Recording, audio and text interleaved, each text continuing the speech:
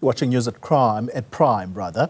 Let's bring you this particular conversation now. A global initiative against transnational organized crime. This is a report revealing that police and military weapons smuggled from neighboring Namibia are being used by gangs in the Western Cape. It comes as the acting police minister decried the ease with which these weapons are available in the province of the Western Cape. Let's talk now to the Global Initiative Against Transnational Organized Crime. A senior analyst within that organization is Aron, who joins us from Cape Town tonight. Aron, good evening to you. Thank you very much for your time. So your report suggesting that these weapons are being smuggled from neighboring Namibia. Question is, who's behind it and how are they able to do this undetected? Good evening, Polly, and good evening to your listeners and your viewers. So maybe I'll just quickly brief intro into what's actually happening here. Namibia is one of several routes used to smuggle firearms, including AK-47s, to South Africa. There appear to be two sources for these firearms. One is the Namibian police force, and the other is the Namibian military. It's slightly more difficult for gangs to get fully automatic weapons like AK-47s from the legal market. So the availability of military firearms has become a lifeline for gangs and other crime actors looking for more firepower. As part of our research, we interviewed gang members. There have been claims by gangs that they have received firearms from Namibia dating back to 2016. The smuggling route is primarily operated by two South African trucking companies, which specialize in transporting fresh produce, such as fruit and flowers. These products have a short shelf life and need to be moved quickly. So this type of business provides good cover for a smuggling operation that needs to regularly cross country borders. And these companies are also allegedly involved in trafficking other illicit goods such as diamonds and wildlife. The owners of these companies are said to have links, even family ties, to certain Western Cape gangs. But many gangs allegedly rely on the supply of firearms from this route. And there may also be copycats now involved in the smuggling of firearms from Namibia. Are Namibian authorities alive to this reality? Yes. Well, let me go into the two types of Namibian authorities that we're talking about here. The Namibian police obviously are aware, and I'll explain now, but I'll just quickly start with the Namibian police firearms that have ended up on our streets first. So initially, investigators were looking into police pistols that were stolen from Namibian police armories. In February 2025, Western Cape Police Commissioner Tembisile Patekile said police have seized more than 90 firearms that could be traced back to Namibia. Namibian police sources told us that 90 of these firearms, so virtually all of them, were Namibian police pistols. The investigations into the theft of firearms from Namibian police stores was sparked by 12 Namibian police pistols that were discovered by chance during a roadblock in Cape Town in October 2020. The suspect that was arrested in that case was a Namibian named Urbanus Shambwako. That name might sound familiar to your audience. That's because former SSA Director Arthur Fraser claimed that Urbanus was one of the people who allegedly broke into President Cyril Ramaphosa's Palapala Lodge in February 2020. And he was sentenced to 20 years imprisonment last year. But so the discovery that these firearms were being siphoned off from police armories led to the arrest of 4 Namibian police officers in 2022. At that point, the Namibian police did not have a record of what firearms were missing because they did not have a firearms database for the police. The only tangible record that weapons were stolen was a handwritten list compiled by one of the arrested police officers.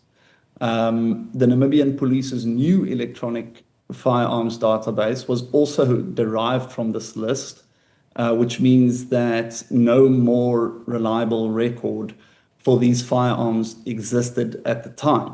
Yeah. And our Namibian police sources claim Namibia now has a firearms management system and that theft of police firearms are no longer seen as a problem. Wow. Perhaps I can just explain the military source, Yeah. which we see as an even bigger issue. It's a bigger issue for two reasons. One is because there's alleged resistance by the Namibian Ministry of Defense against external oversight. And number two is the fact that these firearms are military grade and fully automatic firearms, mostly AK-47s. There have even been reports of some Uzi submachine guns also being smuggled. And we have heard reports of the proliferation or increasing availability of AK-47s in Cape Town's black market, so much so that Namibian groups in Cape Town are allegedly selling a 2-for-1 special on AK-47s, 40,000 Rand for 2 AK-47s, which usually would go on the black market for 40,000 Rand for a single rifle. It is alleged that a grouping of Namibian housebreakers that have been operating in Cape Town for some time, which include some of the people who allegedly broke into Pala, is involved in the sale of smuggled Namibian AK-47s to Cape Town's gangs and taxi industry gunmen. Yeah. These Namibians are using the same smuggling route that is operated by the two South African smuggling trucking companies that I mentioned earlier. 9 people were arrested in Windhoek and appeared in the regional court in August. I was there for that court appearance in connection with the theft of 16 firearms, including AK-47s, from a Namibian military stockpile, which they were allegedly planning to smuggle to South Africa. One of the suspects was an employee of one of the two trucking companies, South African trucking companies, allegedly involved in these smuggling operations. This is a very, very interesting revelation, Aron, because particularly as it regards the automatic weapons or the machine guns, as you say, partly because in this report, in this News 24 report where your research is heavily quoted, they also quote the Western Cape Police Commissioner, Thembisile Pategile, as saying the following, and this was in February this year: "We've seen the recovery of many AK-47s in the city of Cape Town in particular, and in South Africa, we are not licensing AK-47s, which then brings about the question which was partially answered tonight by the acting police minister, Firoz Kachalia, who said that proper intelligence apparatus or structures are not fully in place in the Western Cape. And the question to you is, do we have any hope, therefore, of stemming this or putting an end to this if we don't have intelligence capacity that can stop this illegal trade of weapons such as these? Because now we know that in South Africa, the authorities here no longer license AK-47, so they can only be coming from outside our borders. Yeah, so just to specify, we're talking about fully automatic AK-47s. You can still buy semi-automatic AK-47s with certain licenses, and that is done by private security firms. So just on the topic of intelligence, the issue seems to be more an issue in dealing with actual cases and in investigations, not necessarily with regards to intelligence. There may be intelligence shortfalls, but the larger issue seems to be that cases that are being prosecuted or arrests that have been made are not leading to prosecution. I can just talk about one case, which we also mentioned in the report. In October last year, in November last year, the police in the Western Cape arrested an alleged Namibian man with an AK-47 in Gugulethu, which he was reportedly on his way to sell. However, this man was released on bail and has subsequently absconded, reportedly. So there seems to be the pitfall seems to be rather in the administration of justice.